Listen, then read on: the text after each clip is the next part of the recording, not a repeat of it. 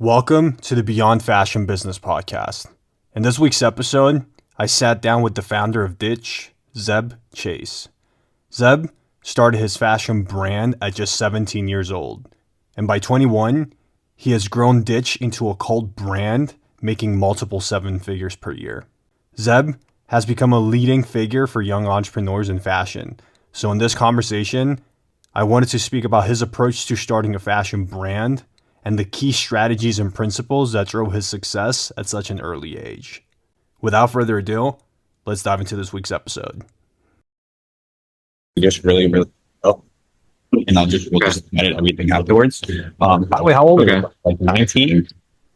I just turned 21 a few days ago. Right. Like Crazy. 2 weeks ago ish, a little less. Yeah. Wow.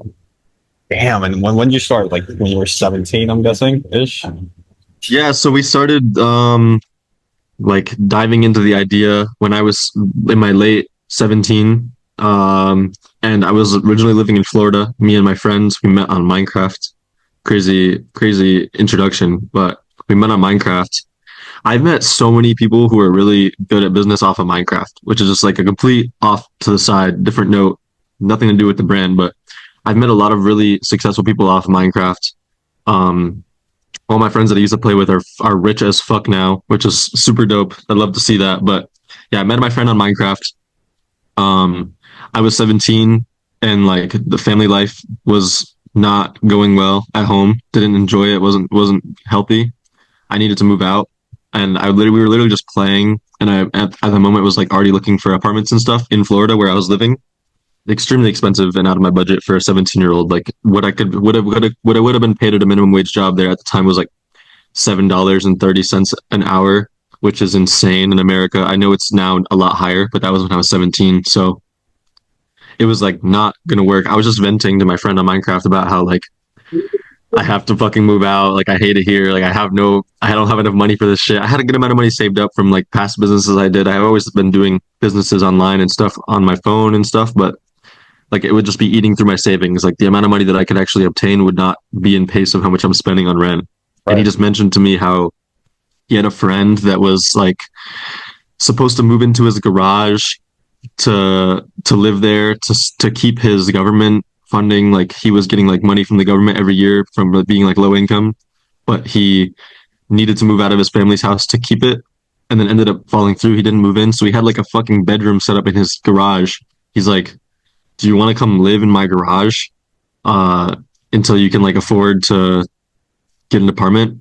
And I was like, I mean, fuck it. What other options do I have? You know, we ended up convincing his mother that I went to like his rival high school and we've been friends for years, even though we never met in real life before. And we were just friends on Minecraft.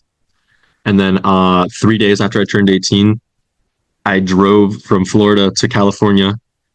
Fucking took like a week, I think. I was driving pretty leisurely though. It wasn't like I could have went shorter if I wanted to, but I wanted to kind of explore while I had the chance, like see everything that I could see. And I got to America and we immediately got like all of our stuff ready to drop our first piece on the brands like a month later. I think I arrived in California like September 22nd or so. And our first drop was on Halloween. So it was about a month later. Literally had no idea what I was doing.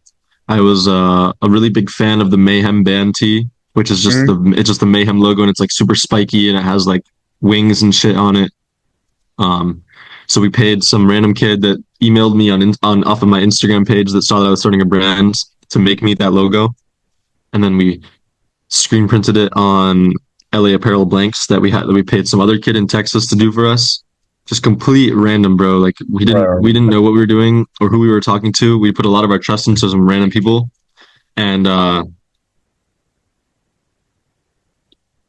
thankfully I had a good amount of friends that were pretty popular on TikTok that I was able to send clothes to, who kind of helped propel it from zero. And then I just like would put every single dollar we made back into it.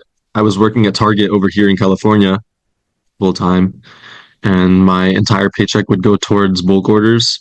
I had to quickly teach myself how to produce overseas because doing it in America was not the move. I mean, it was costing me so much per piece, and we ended up selling the hoodies at like $88 retail plus $12 shipping, which was insane for a brand that had 2,000 followers. Like nobody, and we sold like 60 hoodies, I think, which is good for a first drop. And that's a lot more than a lot of people can say they sold in their first drop, which I might be sounding like an asshole for complaining about that. But I think that if the price was lower, we could have sold way more for how much hype I had built around it. So I had to quickly teach myself how to use overseas manufacturing, Alibaba. Did my first order with some. I fucking didn't know what a GSM was, or like what the difference between terry and French was, or sorry, terry and fleece was. I never like had the dream of being a clothing brand owner or getting into fashion. It was just it kind of just like fell into my lap. Right. Originally, it was almost like a project that fell into your lap, and you pursued it. Yeah, it just pursued it successfully. It worked, so I was like, "Fuck it, I'm gonna figure this out and try to see if I can do it better." Completely random, but yeah, I had to teach myself how to do it overseas. I didn't know what GSM was, what French terry was, what fleece was. Everything I learned was just from scrolling on TikTok and indulging on other people's content, which back then was very scarce. I think now the information on how to start a clothing brand is so easily accessible. I know there's people out there that do courses. That's so fucking dumb. Everything you need to know is completely for free online and available to you. I'm sure that you've done interviews with people that you have available for free that have told people so much information, and it's insane that people actually pay for that. But yeah, I just had to figure it out.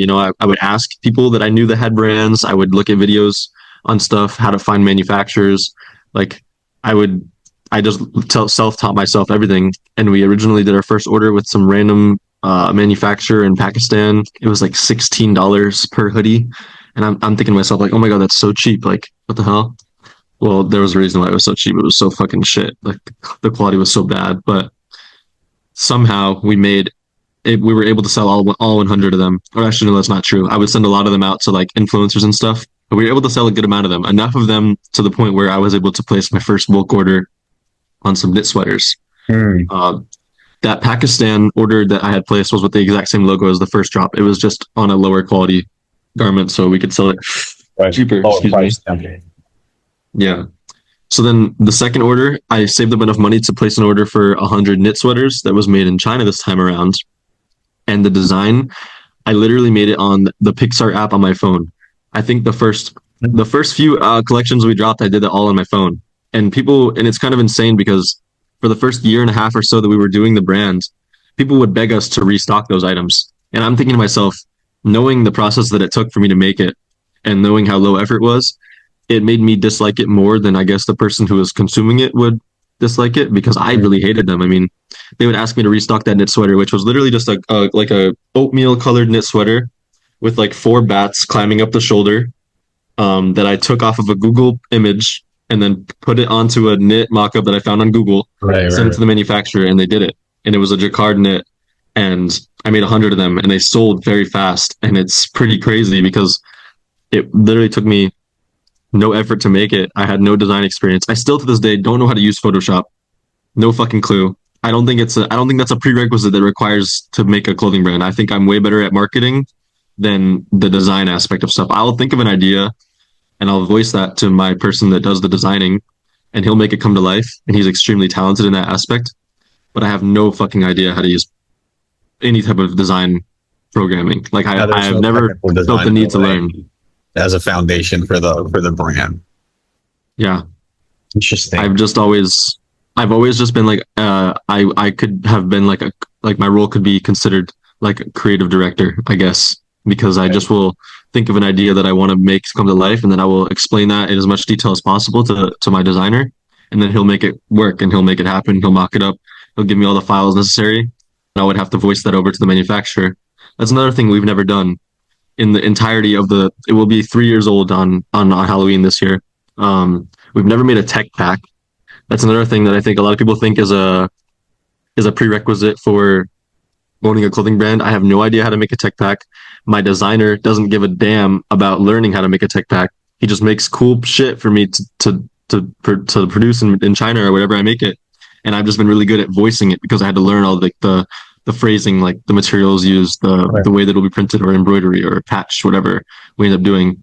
I think that the tech pack is is good for certain things, but we've never ever made one because I've always just been able to verbalize what I want done, and me and my manufacturer just have like that connection where she honestly knows for the most part what I want done without me even having to say it. I can literally just send like a picture of something we've made in the past, and I'm like, I want to make this again, but do it with this instead.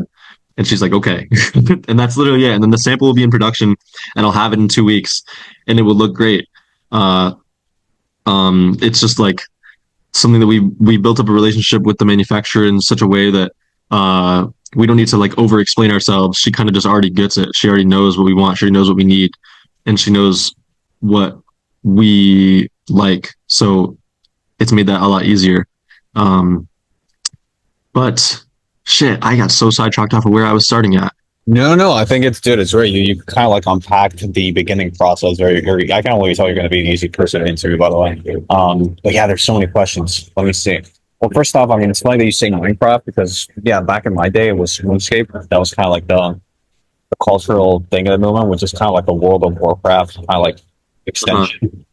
And yeah, same thing. A lot of people that were friends of mine then became like super successful, like mostly like traders or like crypto like investors and Yeah, that was a Or, big like, thing with or, the like, Minecraft nerdy people. shit, A lot of yeah, them yeah. are in like crypto and shit like that, NFTs, like Right. weird, like almost like scammy stuff. But you know, successful is successful. I'm not going to complain. At the end of the day, I know a lot of dudes who came from Minecraft that eventually turned into crypto people who now have like courses and shit, and they're making more money off their course than they're making off their Yeah. actual So the trading. cycle- So the cycle It's like it's pretty stupid how much it works, but you know, you can't knock it. I mean, that guy is making more money than I am. You know, like my salary for my brand is not very much. You know, like I pay myself very little. I keep it in the brand. That guy is making 100% profit, and it's going straight to him. You know, it's not it's not going through a business that has like product cost and like marketing expenses and like budgets and you don't need to have a fucking warehouse. You know, you just literally just talk on a Zoom call with 30 people in it, and they're all paying you thousands of dollars a month. It's insane. Right.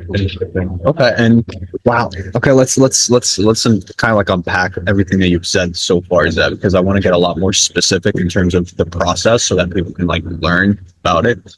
Okay.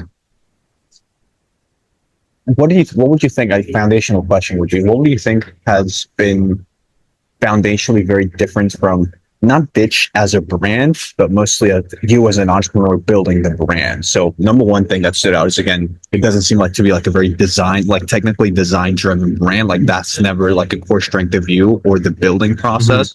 What do you think has been like a core strength? Was it purely like the marketing?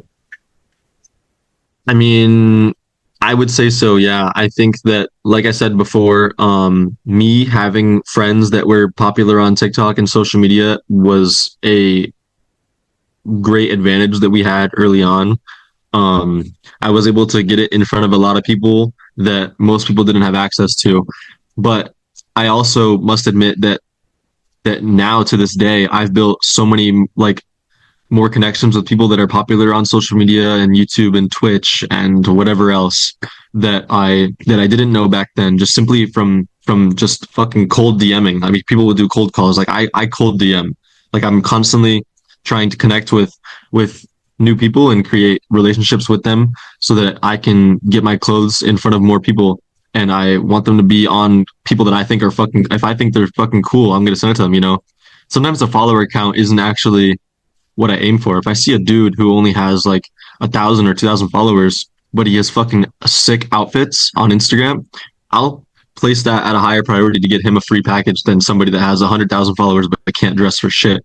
You know, I've always just been about trying to get my clothes in front of as many people as possible, which is another reason why I always have so much inventory on hand because it forces me to constantly work to sell that inventory.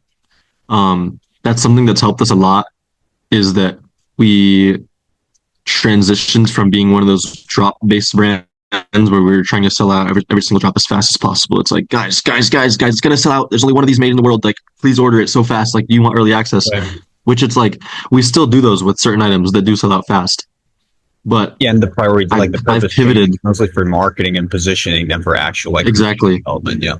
Yeah. So we'll have the items that sell out quickly, and that's literally just there to funnel towards the items that stay in stock. So when that item sells out, the one that has that crazy design on it, there will be a blank version of it that you can also purchase that is still available because I make thousands of them. And usually when someone sees that the item that they wanted sold out, they'll just purchase a blank one. Or also people that buy the stuff that has the design will like it so much that they wish they had one that they could wear that was blank so they could just wear it with any outfit or maybe in a different color. So our business model has transitioned from being like drop based where we'll only make 100 of everything and sell out very fast, to being something where now it's like passive, like every single day we will hardly ever close off a day under 100 orders. And that's been a weird feeling for me because it's like it I think from an outside perspective, people might think that we've like fallen off because when you visit our website, not everything, but a lot of the website is in stock. Whereas a year ago from now, you would have visited the website and nothing would be available. You wouldn't be able to buy anything. We might not even have it open. It might be password protected because there's nothing up there for you to even see. So it's like mentally for me, it's been like a weird thing to adjust to because people will think like, oh, Ditch has fallen off. We're not doing that good anymore because it's not selling out. Because like that's like how people's mind works. It's like, oh, it's not hyped up because it's not selling out, which is fucking annoying because we're doing better than ever. You know, like I said, every single day we haven't closed off a day under 100 orders. In the middle of the summer, we were fucking selling. I had stocked up like a ton of the blank hoodies in preparation for Black Friday and the winter months in the middle of summer so that we'd have it ready and on hand and ready to ship. So there was no pre-orders or whatever the fuck. In the middle of the summer, there was a month, I believe it was March. Sorry, no, May. It was May. The entirety of May, June, and July, we were closing off almost every single day, over 200 orders, some days over 300, and we just completely sold out all of our hoodie like inventory, just like through ads like that we had because we just had so much in stock and we're just running really good ads, like always testing out new creatives and seeding it on new influencers and such, and testing out new ads that we could produce or new TikToks that we would be able to run ads on, whatever else. I'm out of stock on all my blank hoodies, like, and now it's October, you know, like I had to rush and order a ton more blanks because we ran out in the middle of the summer. And now it's like now we're getting towards the winter months where they should have sold out, and I don't have any in stock, which sucks dick. But it's a great problem to have. It's a lesson. You start learning how to plan your production a little bit better. Interesting, bro. Exactly. So, to be honest, I think that this is going to be a perfect option. By the way, how long do I have you for? Just to know that if there's like any hard stops or something. I have nothing to do. I'm good all night. Okay. Yeah, because again, I think this is going to be a perfect because of the way that you think and the brands.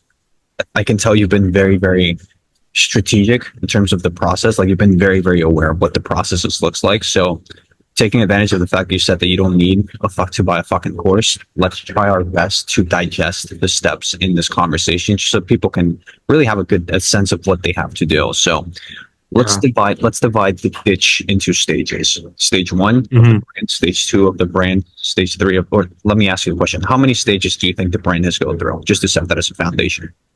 4 stages, 2 stages, 3. I could oversimplify the hell out of it and call it like 4. But if I really broke it down, there's like tons. You know, Right. there's you're constantly. I think every single time you finish one step, you should be finding a new one to accomplish. Because if you just kind of like if you finish 5 steps and you think you beat the game, then like how are you going to be able to improve? I'm constantly looking for something else that I can improve upon. Right. Yeah, I could easily tell you like my step 1 was make a brand. My step 2 was build hype around it to make the stuff sell out. And then step 3 was get the inventory so that now that people know the brand is hype, they're going to keep purchasing it at all times. But like that would dumb it down way too far. That's too general, of course. But let's set those general foundations so that we can start like being a little bit more specific on the process. But basically, first thing is you start the brand. Let me just write it down. Start the brand. Stage 2, you market the brand. Stage 3, you produce and build it. Okay, when it comes to starting pitch, running back, what do you think were the most important foundations when you were starting Ditch, or if you were to start again, that you'd place a lot more focus on? Would it be the design, the production? Like again, when you think of that general aspect of the process, what do you think were the most important things, the most important variables? The marketing is the most important part. I think that you can put shit on a plate, but if you have somebody famous serving it, it will sell. I've told this to everybody who's asked me for advice before because I have a lot of brands, not a lot of brands. I have a lot of friends who want to start brands or companies in that sort. Maybe not exactly clothing, but just like other items that they would want to sell. And I explained to them and I explained to them and I explained to them that you could make something that's terrible, but if you know how to make it look cool online and get it on cool people, it's going to sell out simply because of the fact that everybody is trying to, I don't know, it's like if you have somebody cool wear it and somebody sees that person that is cool wearing it, they want to be cool like that guy, you know? So they're going to buy it, whether or not it looks goofy or not, you know? If you would have said a year ago that jorts that nearly reach your ankles are going to be cool right now, they'd probably say, what the fuck? That's what my dad wore like when I was a kid, which is literally what I would say because that is what my dad wore when I was a kid was jorts that were like ridiculously long and made him look goofy, you know? But you put those goofy jorts on a cool looking guy on Instagram who's going to lean up against a telephone pole in the middle of New York City and make him look cool. Now everybody else is going to buy that because they want to look cool like him, you know? I could make like stupid shit, but if I get it on a cool looking guy to take a picture with it, it's going to sell. And I think that's the most important part. Like I said, like I have no idea how to design stuff. And obviously, it's a very high priority in our business aspect now is to make good looking designed, like well designed, well thought out products because now we're at that point where that is important. That's important, yeah. But starting out, I didn't know how to design shit. I made it. So I made something that I thought was like a little cool, but I got somebody that was cooler to wear it, and then that worked. You know, like that. Like I said, that knit sweater with the bats on it, bro. Like if you look at that right now, between me and you, like you're not gonna think that looks cool, but you know, I sent it out to people who were cool and they wore it, they made it look good, and that's how it worked. You know, it sold that way. Interesting. Yeah, that's fine. And yeah, when you look at that, when you think about that formula, it's just it works all the time. Like if you know how to market a brand, if cool people wear it, disregarding a product quality, especially early on, as you said, when you start playing at more competitive levels, everything kind of like matters. Yeah. And Back also, then it didn't matter. yeah, and also like I think it also depends, right? Some people's like some brands' competitive advantage early on is that they can make really fucking sick stuff. But if you look at its sales, again, well, I'll ask you the question: what do you, from a sales perspective, what do you think matters most? Is it the marketing or the design? Because I would think the marketing from a commercial perspective will drive more sales, but it might be less consistent over long periods of time. See, I think that it's like I think it's marketing first and design second. And I think that if you're able to market a if you're able to market a product to the point where it's like internationally worn and like your logo is there and people know it, maybe that product won't be an everlasting product. Maybe it'll die out just like the Supreme logo did. But you know, that will build the foundation to the point where you're able to experiment more and design more crazy shit that people will be more likely to purchase because of the fact that it has your name on it. Right. I think that if I get it reversed, right? Like let's say I made some of the stuff that I make today and I dropped it back when I was first starting, there's no way it would have sold out. I think that I'm able to sell certain stuff now because of the fact that it has my logo and my name on it, because it has Ditch on it. It's capable of selling. But if I did it backwards and I made those products 2 years ago or a year ago, it wouldn't have sold because of the fact that we had not marketed ourselves first. I think that marketing comes before everything else in a design perspective, in a brand perspective. Sorry, brands that are my size on Instagram are doing nowhere near as much sales as we do because they make cool ass clothing, but they didn't market themselves. They didn't market themselves first. They make cool stuff that will garner them a lot of attention. But the thing is that it's hard for people to consume it because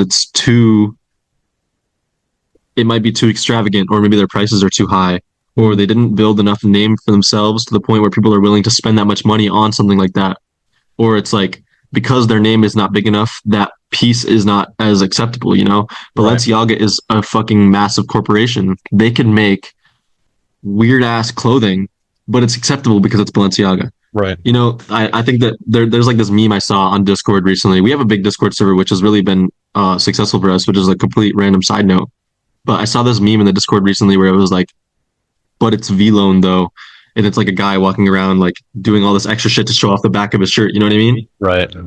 I think that it's more acceptable to wear a weird piece of clothing if you can justify it by saying, "Oh, but it's this brand, it's this name brand that you know." So it's like okay, and I think that I'm guilty of that same exact thing. You know, like I could have never seen myself wearing Timberlands or Uggs, but because it's a Chrome Hearts collab, I wear it.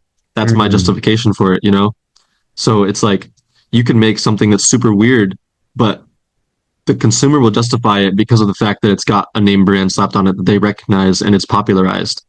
Um, and that's where I come back, where I circle back to what I said before. Is like a lot of brands will be really big because they've made crazy stuff that's garnered a lot of attention, but the consumer won't justify purchasing it because that piece might not be socially acceptable because nobody has heard about the brand, and everybody is worried about wearing something that's going to get them like comments on. You know, they don't want Right. to. There's like a very small niche group of people that are willing to wear stuff that's outside of the box.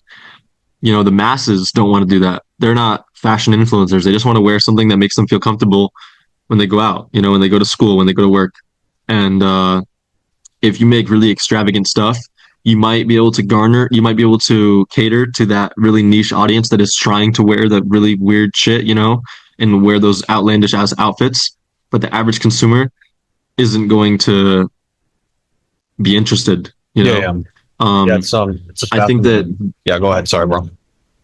I think that like I said before, if I had tried to release some of the items that I make right now 2 years ago before we built a name and like a foundation on the name Ditch, it would have definitely not sold nearly as many as it did. It's being, starting the brand, which is mainly driven by marketing and now building the production infrastructure. Uh-huh. When you try to think about the brand in stages, those are the main stages. What would be the second layer ones? So starting the brand, we noticed that really the biggest focus should be on how you market the brand, and how to market the brand successfully depends on how much of the marketing you convert into actual sales. And in order to convert the marketing to actual sales, when you're not an established brand, you need lower levels of resistance in terms of pricing and in terms of your designs, right? To be a little bit more commercially viable.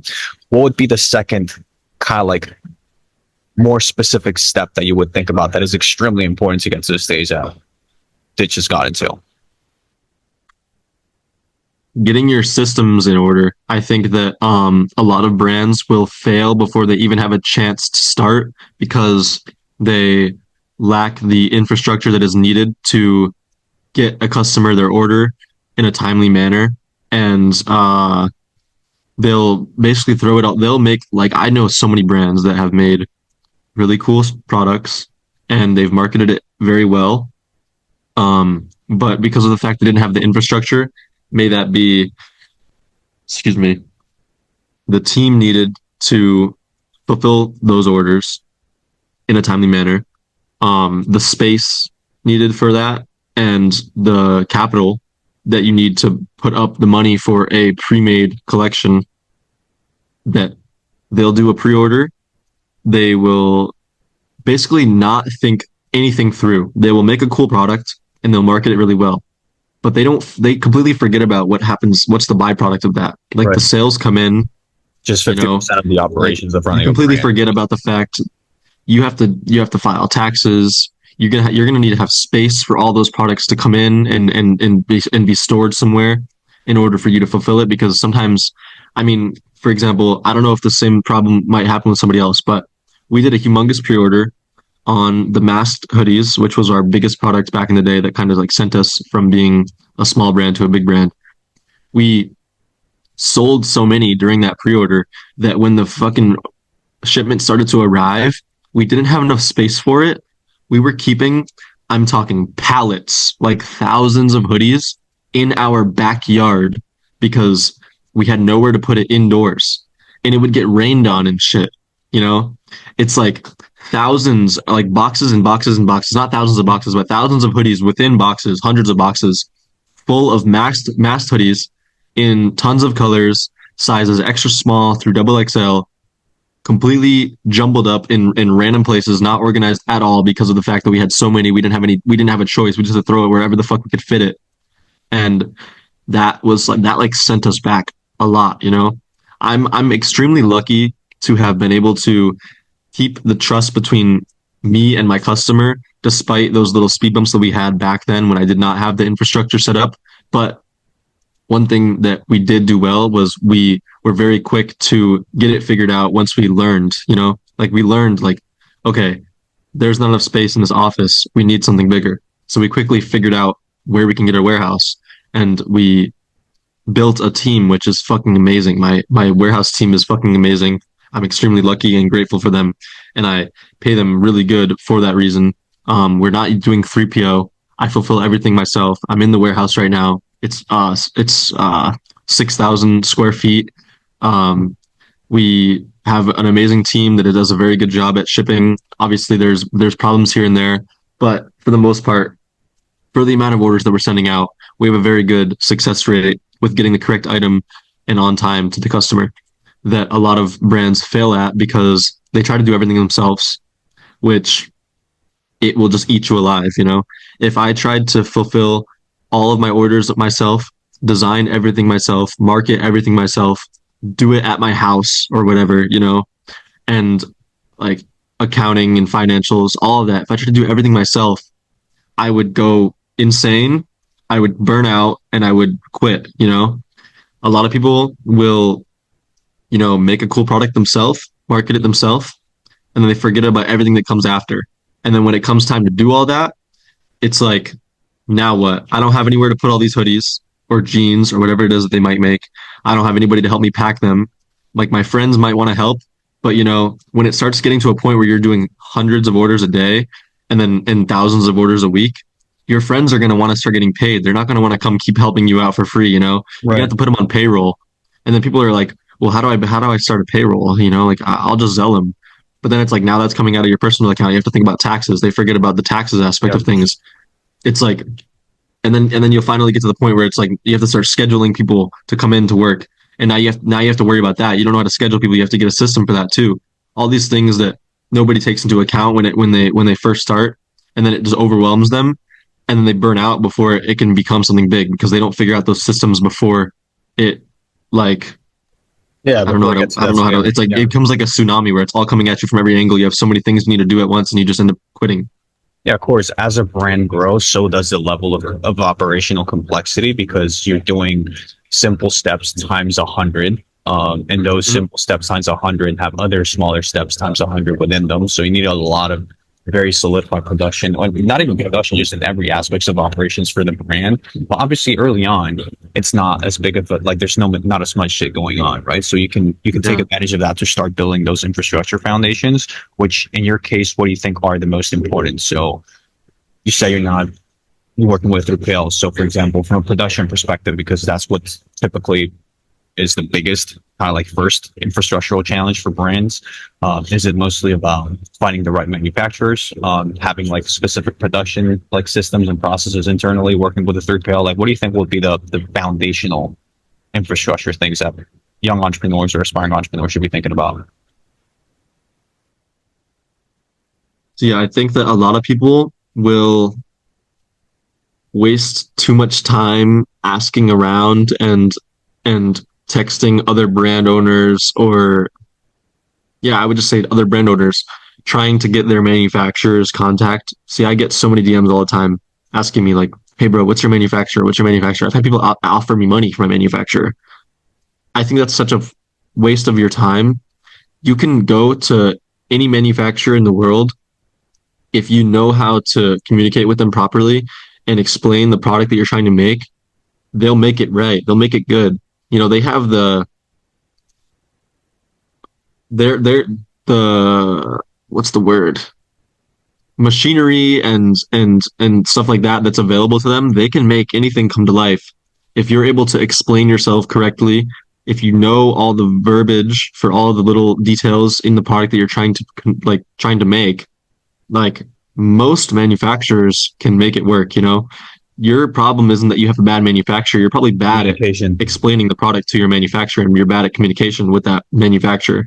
See, like I've been to my manufacturer's office in real life. I've walked around. I've seen the shit that she makes for other clients. It looks terrible. But then when you look at like something that we make, and I think it looks great. That's because of the way that I was able to communicate it to my manufacturer. Like these other people are failing at communication. Don't waste so much time looking for an amazing manufacturer because the truth is you could hit up any random one and they'll probably do a great job if you communicate properly. I think that from an operations perspective, your biggest problem is going to be fulfillment. I think that's been probably my biggest challenge personally is fulfillment. It's finding a space that's affordable for you that does the job properly. I mean, especially for me living in Southern California, it is extremely expensive here. I pay $8,000 a month for my warehouse. 8,000 US dollars. I don't know what that is in yen. However, it's a big fucking, every month at every first of the month I have to send that wire out. It's a lot of money, it takes a good chunk out of our bank account. Um, I also, like I said, we grew very fast. So I also have another warehouse that we had originally that was only 1,000 square feet, which I had to sign a 2-year lease for because they don't allow for anything shorter than that. We grew out of it in 8 months. So for a year and 4 months, we will be paying the rent for that warehouse, which is $2,200, and we don't even use it because we grew out of it so fast. Right. So I pay about $10,200 every month in rent on warehouses because that was necessary for me. But a lot of people will be too scared to sign that lease because it's like, wow, 2 years, that's a long time. You never know what could happen in 2 years. I didn't know what the fuck was going to happen in 2 years. But Right. if I sat around and kept trying to fulfill the damn orders out of my garage, we would never be selling the amount of hoodies that we're selling now because I would never be able to place an order for as many hoodies as we sell now because I couldn't fit it in there. I consider the $2,200 I paid to that old warehouse every month a a profit for me because if I stayed there and sucked it up and stayed for the full 2 years, Ditch right now would be nowhere near as big as it is because I wouldn't have had the facility to fulfill the amount of orders that we do out of on a day-to-day basis. If I stayed there, we'd only be able to do, I don't know the exact units that I could have fit in that place, but I mean it's fucking 6 times smaller than what we're in right now. So there's absolutely no way that it would have been able to work. Like we were already like crammed in that place after like 3 months, and then we just bared with it for 5 more months until I finally found the place that we're in now, and we're in this one now, and we're already almost outgrowing it. And like I said, they don't let you do it less than a 2-year lease, and it's like, are you gonna sit around and let yourself lose out on a ton of money because you're scared of signing the contract that will help make a lot more money, or are you gonna take the risk and say, fuck it, this is what I have to do. If it fails, it fails, but if it doesn't fail, it could be so great. I think that Why not work the for a fulfillment 3PL? aspect has been such a big challenge for us. Such a big challenge for us. And What'd you say? why not work with a 3PL, especially early on? I think that it is. See, I personally love being here and seeing it in person. I love being able to employ my friends who would have had a hard time finding a job elsewhere that pays them as much as we do. I love being in the warehouse and seeing the orders come in and go out. It motivates me. I love having the access to all of my products at any time. I have people pull up to the warehouse because I mean I live in Southern California, so the famous people are all here. I have them pull up to the warehouse and I say, grab whatever the fuck you want and you can keep it. And then they go home and they value the fact that we met in person Mm. and we had conversations that were meaningful. I let them grab whatever they wanted. They went home, they posted on their Instagram story that converts hundreds to even thousands of dollars worth of sales.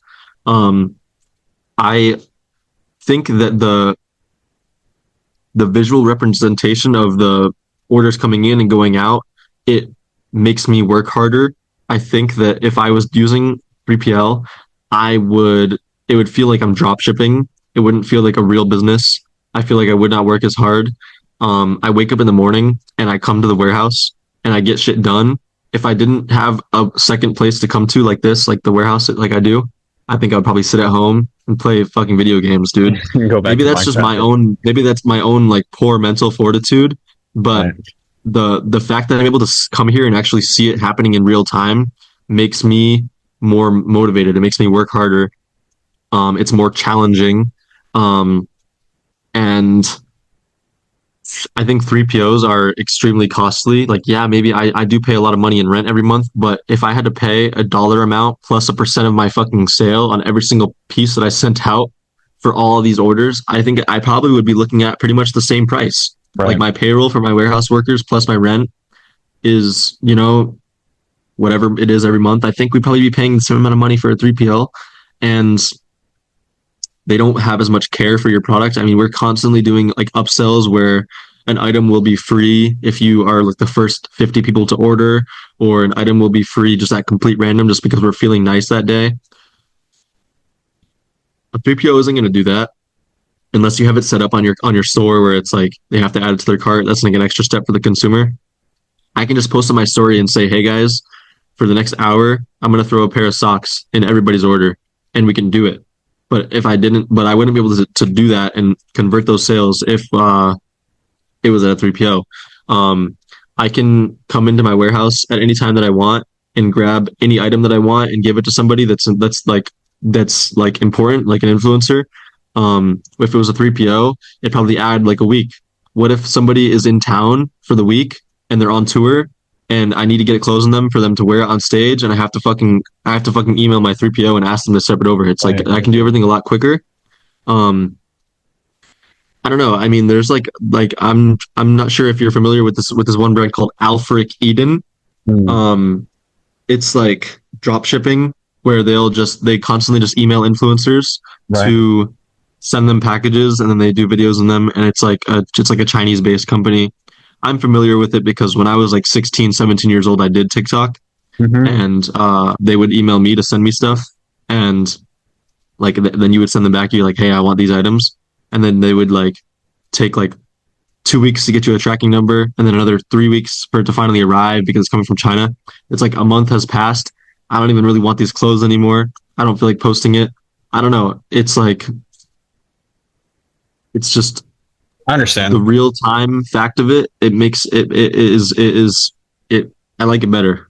I understand. So yeah, and the it has a lot more complexity attached to it from an operational perspective. But obviously, Mhm. there's a lot more flexibility.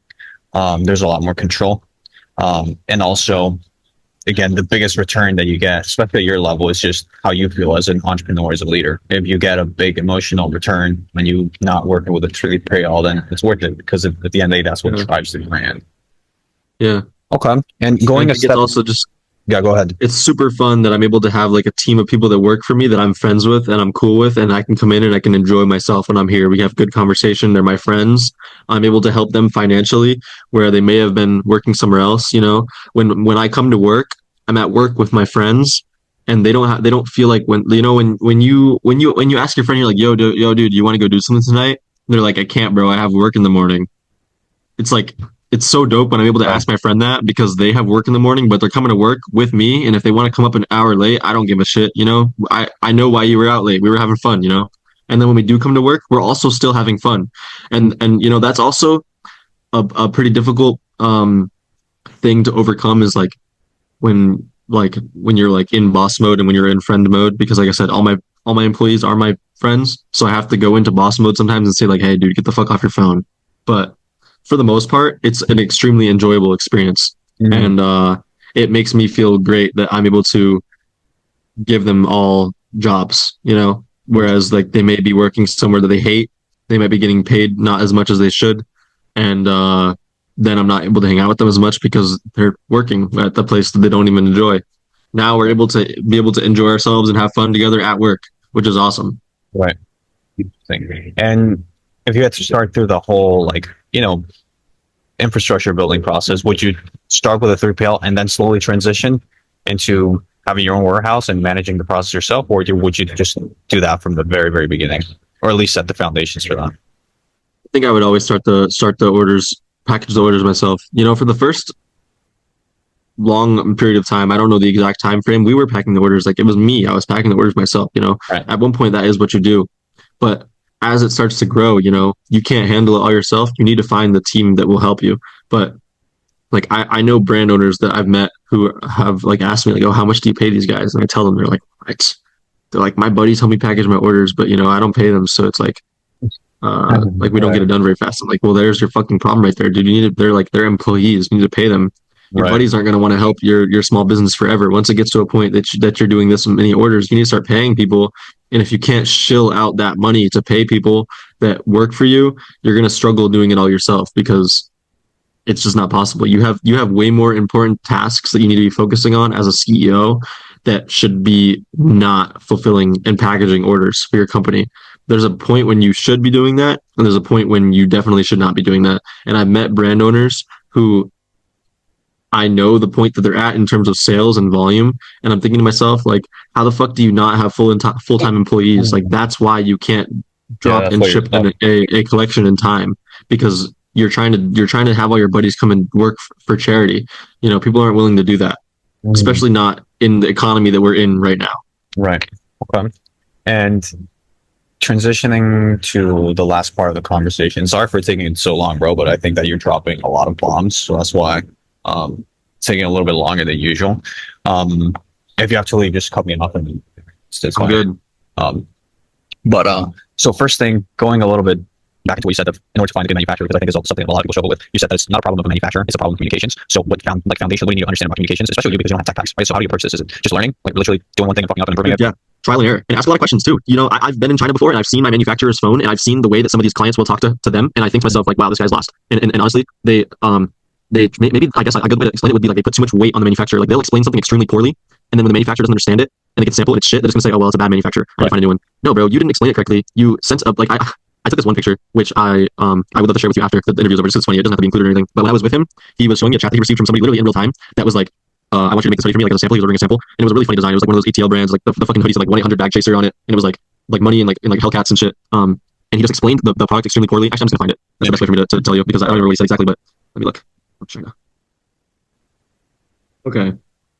He texts the guy. He goes, I want acid washed, hoodie cropped, sweats flared, 1-800 bag chaser, distressed embroidery, the stars on sweats, distressed embroidery. And then the picture is just the product flat, Right. Yeah. He didn't separate the files, so he says he wants like the text embroidered and the stars embroidered, but the files are all not separated. He Right. kept it all in one image and just put it on the product, and he just expects the manufacturer to, like this is the entire message. It's a picture that he sent, and then below that is like a text bubble of him saying exactly what I just read to you. He expects the manufacturer to go into the fucking image that he just sent, dissect the star PNG out of the mockup, dissect the text out of the mockup, and then do all this. He says he wants the hoodie cropped, sweats flared. He didn't provide any measurements. He didn't tell them I want them this long, I want them to flare this much. He just expects them to know hoodie cropped, sweats flared. The Chinese people realistically don't know what the fuck you're talking about. That's not a trend in their country. They're making it according to what you want, and if you don't explain that to them, they're probably gonna fuck it up. This guy right here, I guarantee you, he'll place this sample order, he'll receive it. It's gonna be a piece of shit, and he's gonna say, Shitty my manufacturer is so bad. I should have get a better manufacturer. Bro, that's not the manufacturer's problem. You did a poor job at explaining it. And that's exactly where you went wrong, And I mean, yeah, a tech pack could have helped right there, but it also could have helped if you just explained it properly and you separated it, Right. When I have a design where one part of it is embroidered, one part of it is printed, one part of it is whatever, I have every single piece separated, and then I have one mock-up image that shows you where those separate files and assets go, and then I'll label it. This is embroidered, this is printed, this is a reverse French terry. And then I'll have the mock-up that shows the layout of that, like a map, and then each individual file or asset is separated with a label of what is going to be used to add it onto the product. And that right there is a great example of something that is a terrible job at explaining it to the manufacturer. And the crazy part is that he will probably end up blaming the manufacturer for that problem, and then he'll go buy some dumbass's course who has a list. Like I've seen people who sell Google documents with just lists of manufacturers on it, and it's like, why would you pay $100 for a list of manufacturers when you could instead just learn how to communicate with a manufacturer and do it for free? There's literally people out there that sell lists of those, bro. Somebody's going to sell a course on how to communicate with manufacturers. Shit. You can't beat them, dude. I get so many people a day that DM me asking if I can make a course like not potential customers, but there's dudes that will make courses in for you and then just have you be the mascot and then take a cut of it. Oh, I right, get right, right. tons of DMs from people that want me to make a course so that they can take their cut for making it for me. I Right, right, right. refuse, bro. I think that if you make a course, you just showed that you're not doing good in your business. If your Yeah. business is making money, you would not need a course. Yeah, it's the whole thing. Like if you're making money doing fashion, then you're making money doing fashion. That's Mm-hmm. it. Yeah. Interesting. Okay. And yeah, I guess a good way to think about it might be because designers tend to be tend to think about products as the its finished state. So maybe so you start getting used to how to communicate things properly. Is maybe reverse engineer the final version of the design into all of the most possible pieces. Like if you think about a design as a puzzle, instead of trying to communicate the puzzle to the manufacturer, trying to identify all the pieces within that puzzle, isolate them and communicate each specific piece to the manufacturer. I mean, I think that reverse engineering that might be an easier foundation for people to at least to start thinking about communication in the right way, right? Because it's Yeah. communicating those things seems to be more a mindset approach to how you communicate stuff than like, oh, I'm like there's a checklist to communication, right? Yep. Interesting. And last part, bro. And I left this question or this stage at the very end, which is ironically that's starting because I knew this conversation was going to get a little bit more advanced, right? And it could get a little bit unrelatable for a lot of people starting out, or more than unrelatable, just overwhelming, right? But obviously, it doesn't start like that. Everything is in its first stages. You just fucking start. So when you think about starting a brand from scratch and getting it at least to somewhere where at least to some place that it doesn't feel like you just fucking screen printing t-shirts on your room and selling one per month, right? I don't know. Like, what do you think are the most important foundations that you need to think about or understand or at least consider when starting?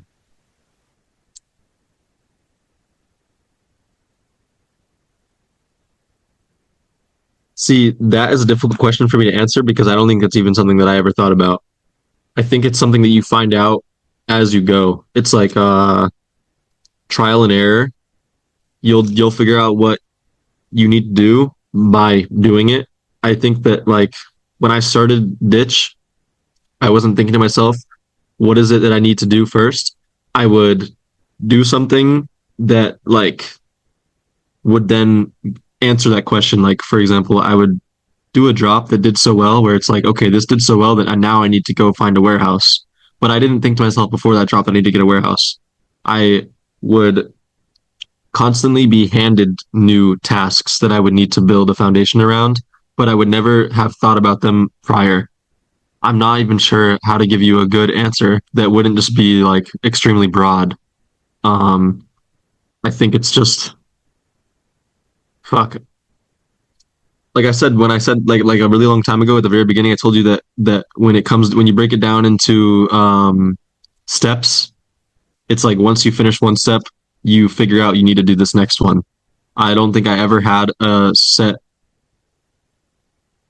lineup of steps that I needed to complete.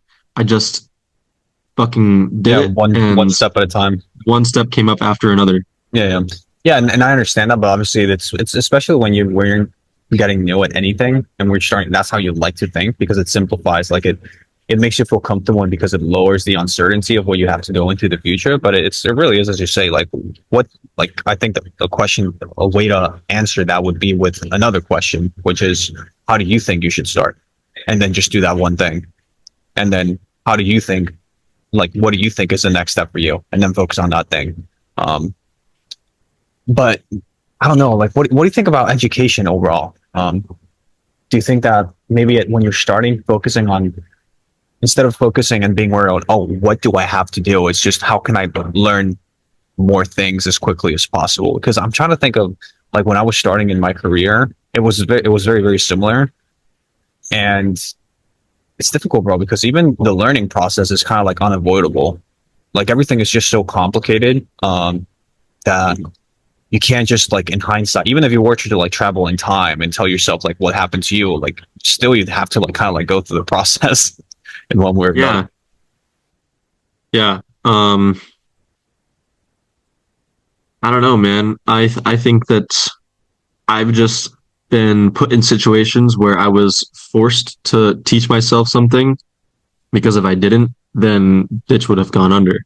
So it's like I never would have thought that this step, like I'm just saying this step, but I don't know what this step is. I'm just saying like I would have never thought that I would have had to learn or figure out something like whatever that step might be until it was like in real time. I'm like, okay, if I don't figure this out right now and fix this problem, then my business will fail. I think that like what's the word? I was always just like I think it was just a lot of problem solving. I was always forced to solve a new problem, and I think I fucking love that. I love problem solving, and I think that um being a business owner has given me so many problems to solve that it's like a make or break type of thing. It's like do I want to take put in the effort to learn how to do this and figure out this problem right now, or do I want to go work at a regular minimum wage job? It's like those are your options. So when you put yourself in that situation where you own a business and you're constantly having new problems come up that you need to figure out a solution to, that has just been always my my like order of operations. It's like I'll figure out something, but then something else will come up immediately after. And there's seldomly a day where I'm not like trying to figure out something new. So let me explain like something most recently that happened with me, right? Um my catalog for Ditch is very large now. Like back when I first started, we would do collections of like 2 items or 3 items, and then we would slowly start to scale that up. And it was like, okay, now it's like 10 items, excuse me, or like now it's like an item, but it comes in like 10 colors, and there's also like 4 other items. Now it's like 14, and it's like 20, and it's like, okay, holy shit! Now my website has 50 different products. Every single product needs a photo of the front, the back, the side, like a small detail, you know? It became a point where like I was incapable of taking a photo of all my products because there were so many that I was dropping all the time, always new items in different colors and different angles of that product. Where I was like, okay, I need to get a studio that will take these images for me so I can worry about other stuff.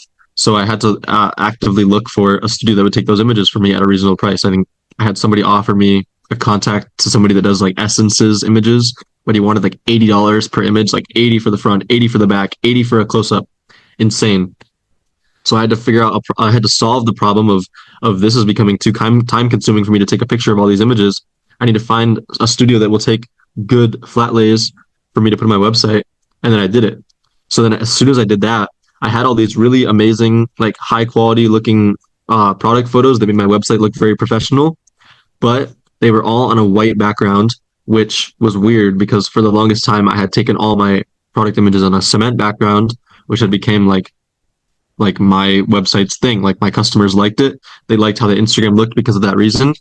So as soon as I solved that problem, I was then given a new step where now I need to figure out a way to take these professional photos and also have them on the concrete background that my website has become accustomed to and my customers have adapted to and liked the fact that it feels like personal, that it's like almost like I'm taking the photo still.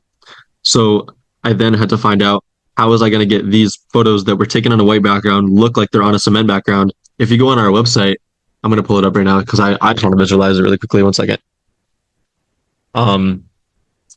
It has all the professional looking photos, but it's on a concrete background. See, I was given one task where I needed to find out how to make this more like get the pictures done at a faster pace so it didn't take up so much of my time because my products I had so many.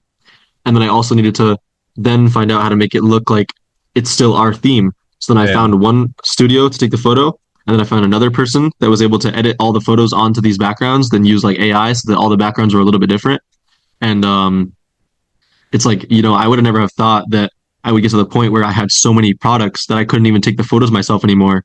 See, that wasn't like a step that I was planning on taking, but at one point it came up and I had to do it. And it's like, do I want to keep like what's the word? I was getting so frustrated because I was taking these photos and I couldn't make this hoodie match up with the same shape as this hoodie. And I would go on my website and it's like this product would be all the products would be shaped this way. And then I would go to like another product and that hoodie was like all shaped another way because I took them on different days, or like the lighting was a little bit different because the sun wasn't as bright that day, but it was brighter this day. So that step just came up, and then I had to solve it. And then when I put all the pictures up and they were all white, I was getting complaints. Oh, it doesn't even look like Ditch's website anymore. It looks like a drop shipping company. It looks like it looks too corporate. I don't like it. So then I was like, okay, I would have never thought that I had to do that. Now I have to also go backwards and put them back on the concrete background. Right. And I had to figure out that problem. So I found some dude on Fiverr who does it for me now. And it's now every single time I get a product photo, the first thing I do is I download it onto my computer. I put it in a Google Drive. I send it over to my guy on Fiverr. He edits it on the concrete background, and then I can publish it on a website. These are steps that I would have never had imagined I would be taking every single time I had to do a product launch. But as time goes on, they were just handed to me. They fell in my lap. I was forced to figure it out. I think that if you are constantly overwhelming yourself with like thinking of the steps that you need to take to start a business, you will never do anything. take that. You'll never start it because you're just going to be thinking about those steps all the time. It's kind of like just fucking do something. And then if you have a problem that you need to solve, then solve that problem. But don't overwhelm yourself by thinking about other problems you have to potentially solve if they're not even a problem yet. Like people are like always like, oh, like should I start my LLC? Like, oh, but like blah blah blah blah blah. I don't know, where should I start my LLC? Like, or like it costs so much to start an LLC. Bro, I didn't start an LLC until like my ditch has been in business for like 8 months. I didn't think about that shit. I just fucking made clothes and I sold them. And then when it came to the point where I was like, okay, I need to tax this. Like I made my LLC. It became a problem, so then I did it. I was like, okay, shit, I need a credit card. But like I'm only 18 years old. My credit score is like barely even existing yet. I can't get a credit card with a high enough limit. So I need to make an LLC so I can get a credit card. But I never would have thought about that problem until it was like there, it was happening in real time, and then I figured it out. It's like, yeah, if you are constantly thinking about the step that you might need to take next, then it's gonna burn you out before it even gets to the point where you need to take that step. I think, my way of going about things has been a lot more backwards than most people because I'm never looking at like a rule book. I'm just trying to do things. And then if I need to fix something about that thing that I just did, I would rather do it. Something I also tell my friends a lot that start brands. I tell them like, if you make a sample and it's not perfect, and then you make another sample and it's still not perfect, just fucking drop the piece of clothing. And if people buy it, they bought that thing, they bought it because of how it looked. Maybe it's not perfect in your eyes, but at least you've made enough money off of it that you can make a V2 and you can make it better. If I sat around trying to make every single product that I drop perfect, which yes, I do in one aspect, but if it's like shit, I'm not going to drop it. But if it's like 85% there or 80% there, I'll just drop it, And then if people give me constructive criticism about it, like consumers and the customers, then I can go and improve that product for the next drop, the V2 drop or the restock, Which is also not going I would have never perfect, but it would have been an improved increment of the previous one. Yeah. At least you're taking that first step, just drop the fucking hoodie. And then if you think that the hoodie if you think that it's not cropped enough or the sleeves are not long enough or the sleeves are not wide enough or the hoodie is not big enough or the embroidery should be like 2 centimeters to the left. Oh, well, man, just drop it. Get the money from those initial sales. Use that money to improve it the second time around. At least you've gained a little bit of experience from that because you'll learn from doing that first drop more than you'll learn from just not doing it at all and waiting another 3 months for a new sample to come in, because when you're first starting out, that's how long that shit takes. Your manufacturer is not going to prioritize your samples and stuff because they don't know that you're a serious customer. Thankfully for us now, we've gotten to a point where my manufacturer knows that we are going to sell shit and she knows that we need stuff in a timely manner. So we have a higher priority. But like when you first start out, samples take a long time. And if you're sitting around waiting for your sample to be perfect and going through iteration after iteration after iteration, you're going to waste so much time that you could have spent learning about other aspects of the business, wasted on just trying to perfect this hoodie that when you drop, you'll probably only sell 30 of because you just started. So fuck it, sell 30 of the bad one and make it better for the next drop where you do 100. Why waste all your time making it perfect just to sell 30 when you could sell 30 of the worst version and then make it better and sell more the second time around and gain experience from that. Yeah, I like that. And this is exactly why I left this at the end of kind of like the conversation, because ironically, the one thing that you need to ironically, you don't need to hear this conversation to start, right? Like it's not what you need. What you need is to figure out what the immediate problem that you have is, and then just do it. And most likely the immediate problem that you're having, if you're looking at these types of videos, is just you're just not doing shit. You're just not taking the step that you need to take. The average person who is going to watch a video like this is probably already overwhelming themselves with too many steps that they need to take, and they probably need to hear that they just fucking need to do something and not worry about the steps. Like the best thing that I can tell somebody about getting into any sort of business is just do it and figure out the problems later when they become a problem. Like before I did clothing brands, when I was younger, I played a lot of Minecraft. Like I had already told you, I met my friend on Minecraft who I do this brand with. And I owned Minecraft servers. You know, if I sat around trying to make the most perfect server that like had no bugs and whatever, then I would have never fucking released a server because every server is gonna have bugs. Every Minecraft, not every Minecraft, every game has bugs. If every developer perfected their game to the point where it has absolutely no bugs, they would never release it because every game has bugs. And then when somebody realizes that there's a bug, you fix that bug. I think that was probably some of the best advice I ever could have gotten growing up is like, just do it and fix the bugs later.